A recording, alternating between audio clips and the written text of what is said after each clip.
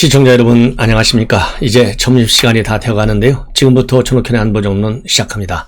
오늘 월요일날 두 번째 뉴스가 되겠습니다. 이번에는요, 우선 여론조사를 말씀을 드릴게요. KSOI 한국사회여론연구소에서 매주 월요일날 나오는 여론조사, 정례 여론조사입니다. 이번 여론조사는요 10월 8일 9일 그러니까 지난 주말 중심으로 해서 조사한 내용인데요. ARS 조사 결과입니다. 이재명이가 윤석열과 홍준표를 5차 범위대에서 초접전 상태로 리드하는 것으로 그렇게 지금 나오고 있습니다. 자, 그래서요, 우선 양자 대결의 경우를 보면 이재명이가 35.8, 윤석열이 33.2입니다. 자, 그리고요, 이재명과 홍준표에서는요, 이재명이가 35.2, 홍준표가 33.0입니다. 자, 그래서 윤석열 후보로서는 2.6%포인트, 홍 후보를 상대로 해서는 2.2포인트 오차범위 내에서 이재명이가 앞서는데요. 이거는 의미가 없을 것 같아요. 이미 대장동 사태, 지금 이제 막 바람이 불기 시작하잖아요. 그동안에는 이 경선 과정에서는 똘똘 뭉친다, 이런 측면에서 이재명한테 지지를 줬지만은 이번 3차 슈퍼위크의 여론조사를 결과를 보면 이낙연이가 무려 62%, 그리고 이재명이가 28%밖에 되지 않지 않습니까? 이 정도로 이제 대장동 사태의 강풍이 불고 있어요. 그렇기 때문에 이 지표는 그렇게 큰 의미는 없고, 말하자면 흘러가는 지표에 불과할 것이다 라고 일단 판단이 됩니다. 자, 그 다음에는요, 이 범보수 차기 대선 후보 적합도, 그러니까 보수권에 있는 후보들을 쭉 늘어놓고 쭉 보면 홍준표가 1위입니다. 27.5, 윤석열이 25.5입니다. 그리고 유승민이가 10.5, 원희룡 5.1, 그 다음에 안철수가 4.1, 김동연이가 1.7%가 됩니다. 그래서요, 홍준표는 2.3%가 떨어졌고, 윤 총장은 4.1%가 떨어졌어요. 동반 하락인데, 하락폭이 윤석열 총장이 조금 크네요. 자, 그러면 이제 국민의힘 지지층 안에서만, 그러니까 지금, 여론조사한 거, 이 범보수 야권의 여론조사에서는요, 그러니까 민심을 본 거예요, 민심.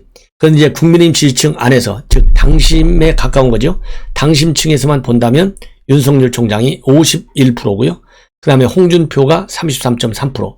이 폭이 굉장히 크죠. 18%나 차이가 나는 겁니다. 자, 그러니까 이 범보수 야권으로 따지면은 불과 2%포인트로 홍준표가 앞서는데, 당심 쪽에서 보면 홍준표보다 윤석열 후보가 무려 18%나 앞서요. 그리고 유승민은 4.6입니다. 그리고 내년도 선거는 정권교체 선거다. 이것이 51.5. 아니다, 재창출이다. 39.7. 그래서요, 거의 12% 차이로 정권교체가 매우 우세하다. 예. 그리고 정권 재창출은요, 지난주에 비해서 3%나 빠졌고, 교체가 1.7%가 올라갔어요. 왜 그러겠습니까? 이거 대장동 사태, 이거 이재명 쪽으로 가고 있었잖아요. 이건 안 되겠다. 그래서 정권 교체 쪽으로, 오히려 이제는 응집력이 정권 교체 쪽으로 이 민심의 흐름이 더 가까이 가고 있다, 이렇게 보여집니다. 예.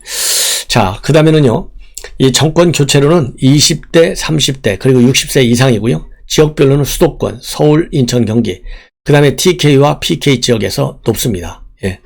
그리고 보수층에서는요, 정권 교체가 78.6%고요. 그 다음에 당심 쪽, 즉 국민의힘 지지층에서는 무려 94.3%입니다.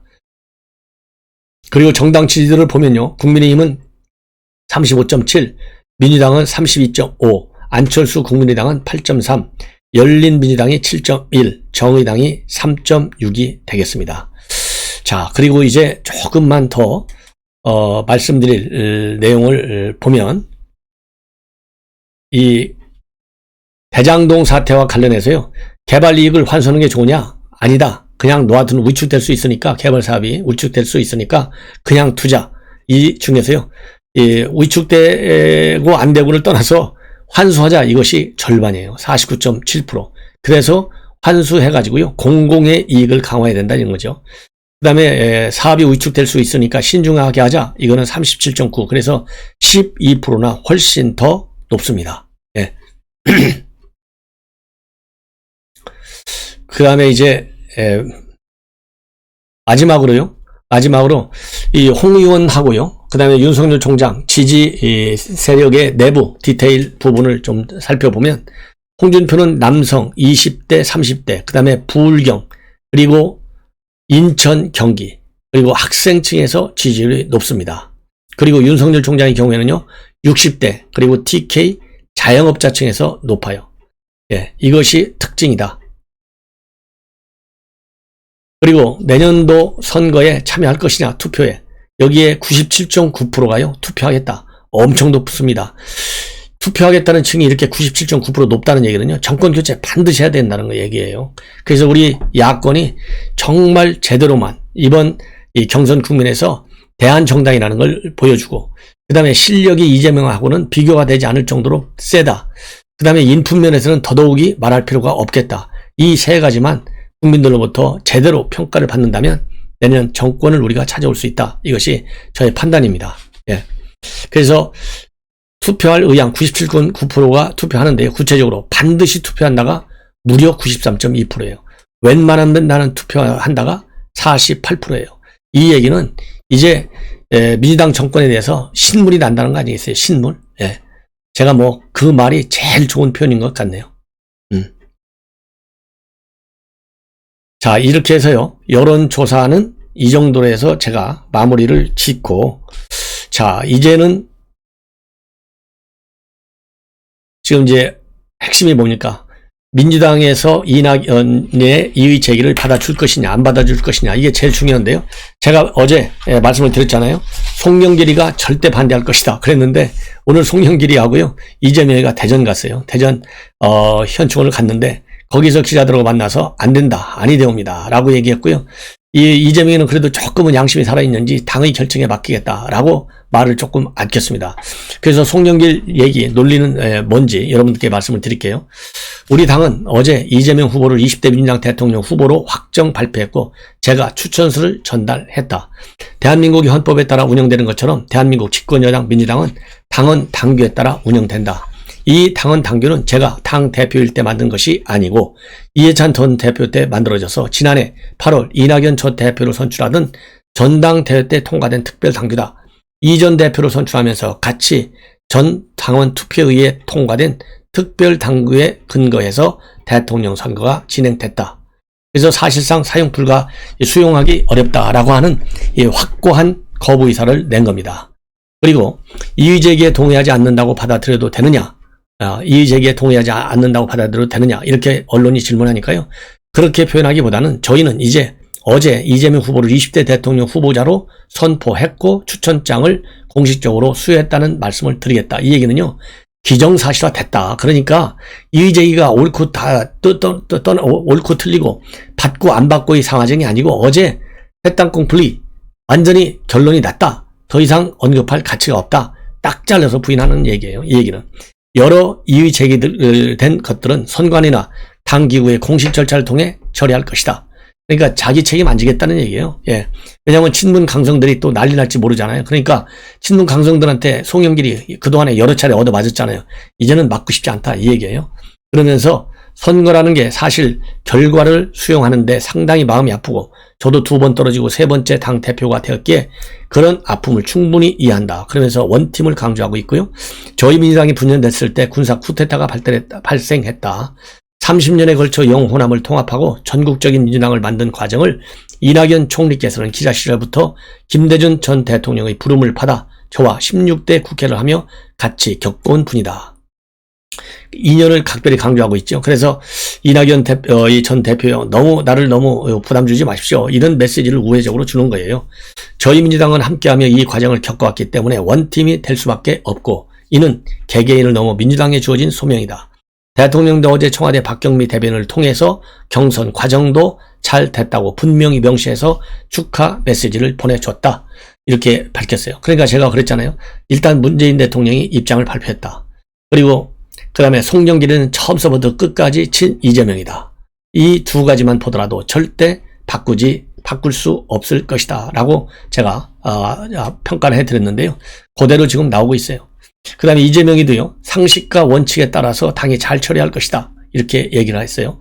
상식과 원칙, 당헌 당규에 따라 우리 당에서 잘 처리할 것으로 믿는다. 예, 그러면서요, 이낙연 전 대표가 불복까지 시사하고 있는데 원팀 구성에 대한 입장이 뭐냐?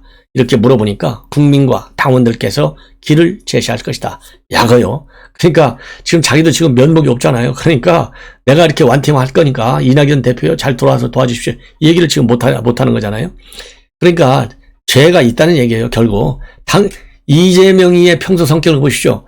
아무런 뭐라고 그럴까요? 근거도 없고 또 이 주장의 논리적 타당성도 없다. 그러면 이렇게 점잖게 고개 숙여서 얘기할 사람이에요? 난리가 났죠. 난리가. 정치는 정치인이 하는 것 같지만 실제는 국민이 한다. 정치는 물 위에 떠 있는 배와 같은 것으로 왕조시대의 왕도 백성을 두려워했다. 더구나 국민 주권국에서 정치는 우리 국민이 하는 것이다. 우리 국민은요 지금 조금 전에도 그렇잖아요. 특혜 이거 환수해야 된다고. 우리 국민들의 바람은요 이거 특검과 국정조사를 가라는 얘기예요. 그러니까 말로만 이렇게 하지 말고 국민이 원하는 특검과 그리고 이 국정조사를 받아라. 그 입장 하나만 하면요 이재명이가 떳떳하죠. 예, 그러면 오히려 이재명이 될 수 있어. 왜 이 길을 안 합니까? 아, 이거 꼼수 부리는 거예요. 그러니까 심판을 해야 돼요. 그래서 조금 전에도 말씀드렸지만은 정권 심판론이 이 KSOI만 보더라도 벌써 12, 3%가 훨씬 높잖아요. 그리고 반드시 투표하겠다는 게 90%를 넘는다? 이거 상상하기 어려울 정도로 높은 투표율이에요. 이거를 명심하라. 이재명이는 절대 대통령 되면 안 된다. 이 얘기나 마찬가지예요. 이번에 3차 슈퍼위크에서 놀랬죠? 이재명 후보. 또 똑같은 현상이 내년 3월 9일에 나온다. 이게 저의 판단이에요. 자, 그러고요. 왜 그러면 대전 현충원 갔냐? 서울이 아닌. 그러니까 우리가 앞으로 가야 할 중요한 길은 공정한 사회다. 사람과 사람 사이에도 공정해야 하지만 지역과 지역 간의 불공정, 불균형이 없는 균형 잡힌 나라가 이 나라의 미래 발전을 가능하게 한다.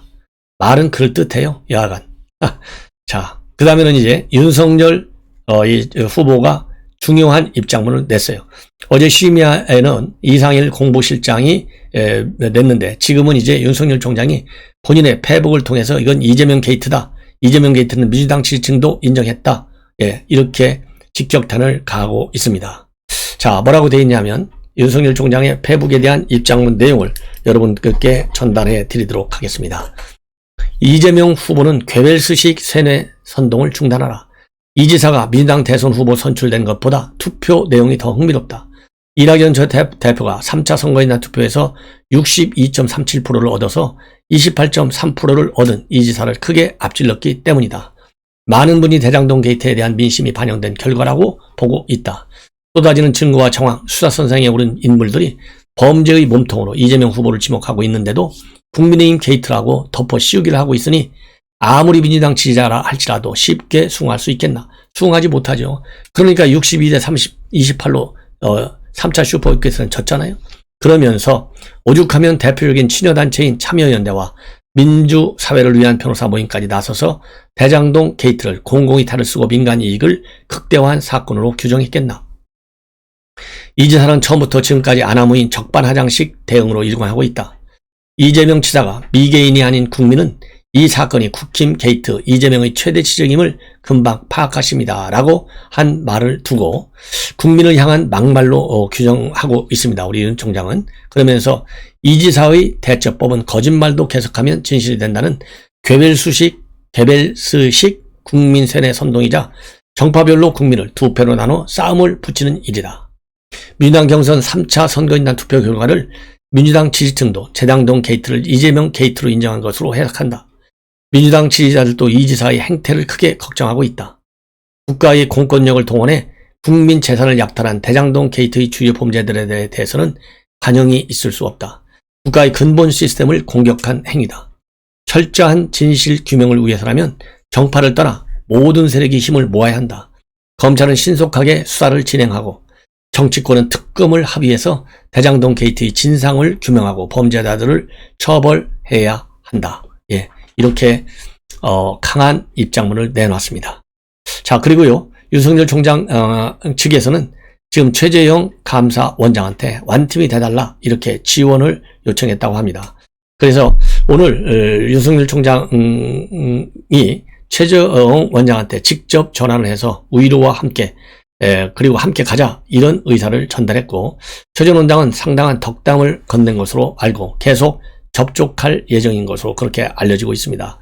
그리고 최재형 감사원장 측 관계자는요, 최 원장이 계속 정치 활동을 이어갈 계획이고 경선 도중 무슨 역할을 할 수 있을지는 본인도 생각해보지 않았을 것이다 라고 하면서요, 국민의힘 후보가 확정되면 당이 맡기는 무슨 역할이든지 해야 할 것이고 정권 교체가 중요하다, 이런 입장을 내놨습니다. 그리고요, 이 홍준표 후보 방금 전에 입장문을 내놨습니다. 또 비슷한 입장인데요, 어제 민주당 대선 후보 최종 경선에서 승승장구하던 이재명 후보가 28, 이낙연 후보가 63을 득표한 것은 비리 후보로는 안 된다는 민주당 대의원들의 심판이다. 야당도 마찬가지다. 결국은 온갖 가족 비리와 본인 비리에 휩싸인 후보로는 본선에서 이길 수 없다. 무엇보다도 야당은 깨끗한 후보가 나서야 한다. 국민과 당원 동지 여러분들의 올바른 선택을 기다린다. 그래서 오늘 홍준표 후보의 입장은요, 어제 3차 슈퍼 위크에서 이낙연 후보가 압승을 했잖아요. 바로 뭐냐, 대장동 게이트라는 것이죠. 그렇기 때문에 윤석열 총장과 관련된 비리가 이렇게 있는데 본선에서 이길 수 있겠느냐, 깨끗한 본인이 말하자면 후보가 돼야 된다라고 하는 점을 강조하고 있습니다. 지금까지 입장과 똑같은 입장을 반복하고 있는 것이죠. 자, 이제는요, 이준석 대표 이재명에 대해서 한마디 했어요. 네. 뭐라고 한마디 했느냐, 이낙연 후보 입장에 대해서는 생각이 많아서 머뭇거리는 사이에 참 아쉬운 결과가 나왔다. 막판에 야당에서 외야에서 송구한 특검 공을 이낙연 후보가 받아서 던지기만 했으면 홈에서 아웃카운트를 잡는 타이밍이었다. 그러니까 특검을 안 받는 바람에 별거 아닌 걸로 하는 바람에 졌다, 이 얘기예요. 그러면서요, 이낙연 대표를 향해서는 양심적 움직임을 기대한다. 양심적 움직임을 기대한다. 그래서 이재명 지사의 대장동 개발 사업 특혜 의혹에 대한 특검 입장을 밝히라, 이렇게 그동안에 주장해 왔잖아요. 여기에서 그랬기 때문에 양심적 움직임을 기대한다라는 얘기는요, 특검을 받아라 뒤늦었지만 이 얘기나 마찬가지입니다. 그러면서요, 이낙연 후보가 경선 결과 승복 연설을 유보했고 경선 사퇴 후보들의 무효표 처리를 두고 민주당 내에서 논란이 일 가능성이 있다라는 내용의 기사도 공유하면서 이재명 후보에 대해서는요, 이 후보 축하드린다. 그리고 안전벨트 매십시오. 예. 떨어진다 이거죠. 안전벨트 멜 수가 있나요? 안전벨트도 날아갔는데 떨어진다, 이거를 강조한 거예요. 예. 그 다음에 김어준이는 역시 뉴스공장 이낙연이 이거 이의 제기한 거 이거 절대 뒤집을 수 없다. 정치적으로 불가능하고 법률적으로도 매우 어렵다라는 입장문을 내놨습니다. 자, 김어준이 참 대단한 사람이에요. 이낙연보다 한 수 위에요. 예, 언제든지. 자, 김어준이가 말이죠, 오늘 이 뉴스공장에서 양지열 변호사하고 대담을 했어요. 여기에서 이 양지열 변호사의 입장 그리고 김어준의 입장을 보면 결과는 뒤집는 건 불가능하다, 이런 얘기를 하고 있습니다. 그러면서요, 이낙연 전 대표 측의 이의 제기는 법률적 관점에서 지켜보면 결과가 뒤바뀌는 것은 매우 어렵고 정치적으로는 불가능하다, 이렇게 입장을 밝히고 있어요. 그래서 양지열 변호사의 얘기가 만약 100명 중에서 50명의 유효 투표를 받았으면 득표율은 50%. 근데 민주당 당규는 경선 도중에 후보가 사퇴하면 이거를 무효표로 친다, 이렇게 되어 있다는 겁니다. 그래서 10명의 표를 받은 분이 사퇴하면 90명이 투표한 게 돼요. 무효표가 되니까. 그래서 90명 중에, 왜냐면 분모가 줄어들잖아요. 90명 중에서 50표를 받은 것으로 되니까 득표율이 50% 이상으로 올라가게 되는 것이죠. 이 방식으로 따지면 이재명 지사가 50.29%로 가까스로 과반을 넘기게 되는 것이고, 만약에 무효표로 처리하지 않을 경우에는 이낙연 지사의 의견, 대표의 주장처럼 과반에 못 지키게 되는 거예요. 그래서 결선 투표로 갈 수밖에 없다, 이렇게 결론이 나오는 것이죠. 그래서 이 김어준 씨 얘기는 첫 번째 사례가 아니라 민주당 경선에서 똑같은 주장들이 2번 더 나왔었다. 16대 민주당 대선 경선, 18대 경선에서 이의가 제기됐지만 당무위원회는 지금처럼 사퇴한 후보의 표를 무효 처리한다는 같은 결정을 내렸다. 이렇게 얘기를 하고 있습니다. 자, 그리고요, 김어준 씨는 법원에서 무효표 처리에 대한 당무의 결정이 잘못됐다고 뒤집어질 가능성도 거의 없다고 본다. 대선 경선 후보를 두고 당무위에서 결정된 사안을 행정소송을 통해서 뒤집어진 사례도 없으며 무엇보다 경선 출범 후에 나온 일학이라서 결과가 뒤바뀔 것 같지는 않다. 그러면서 당무위 결정을 뒤집어서 경선을 다시 한다는 건 정치적으로 판단해보면 불가능하다. 어떻게 뒤집습니까? 그러면서요, 모든 정당이 경선 중간에 룰을 바꾸는 것은 없다. 어떤 당도 마찬가지다. 경선 중간에 특정 후보에 불리하다고 룰을 바꾸자고 하면 누가 바꾸겠나? 전 세계 어디도 바뀌면 안 되는 것이다. 이런 걱정을 했다면 경선 출범 전 문제를 제기해서 바꿨어야 한다. 예. 그리고 이상민 선관위원장에 대해서도요, 김어준 씨가 한마디 하고 있네요. 하지 말았어야 한다. 이렇게 비판했어요. 뭐냐? 어제 현장에서 뭐라고 했냐면요. 이상민 의원이 무효표 처리 규정 자체가 논란의 소지가 있는 것은 맞고 바꿀 필요성이 있다. 이렇게 얘기한 거거든요. 이 내용과 관련해서 김어준 씨 얘기는 논란이 2번이나 있었고 똑같은 결론이 났다. 선관위원장은 선거 관리만 해야 하는데 유권 해석까지 했다. 불복의 빌미가 됐다고 본다. 이렇게 얘기를 하고 있습니다. 그리고 참고적으로요. 오늘 이 방송에 출연한 이 양지열 변호사는요. 법률이라면 법원이 최종 해석 권한이 있지만 당규는 다르다. 현저하게 민주적 절차를 어겼다고 볼 정도가 아니라면 법원에서도 어지간하면 건드리지 않는 게 원칙이다. 이렇게 해서 결국은 모두의 말씀을 드린 대로 송영길 대표가 얘기한 대로 어제 사정은 다 상황은 끝났다. 이걸로 낙착이 사실상 됐다. 그래서 당 선관위 열어봐야요. 야, 이상민 의원도 그 당시에 만장일치로 다 결론이 났는데 무슨 얘기냐. 이렇게 나올 것 아니겠어요? 그래서 이것이 뒤집어지기는요. 정말 행정소송을 가도 어떻게 될지 지켜봐야 할 상황이지 않나 하는 생각이 듭니다. 그래서요. 이준석 대표가 한 얘기가 딱 맞아 떨어져요. 결국은 특검을 받았으면 이낙연이 저렇게까지 되지 않았을 텐데 하는 아쉬움은 여전히 남는다. 이런 생각이 듭니다. 자, 그래서요. 이러한 이재명의 당선과 관련해서 일제히 윤석열, 홍준표, 그 다음에 이 원희룡 등등 모두가 강력히 반대 입장을 표명하고 있습니다.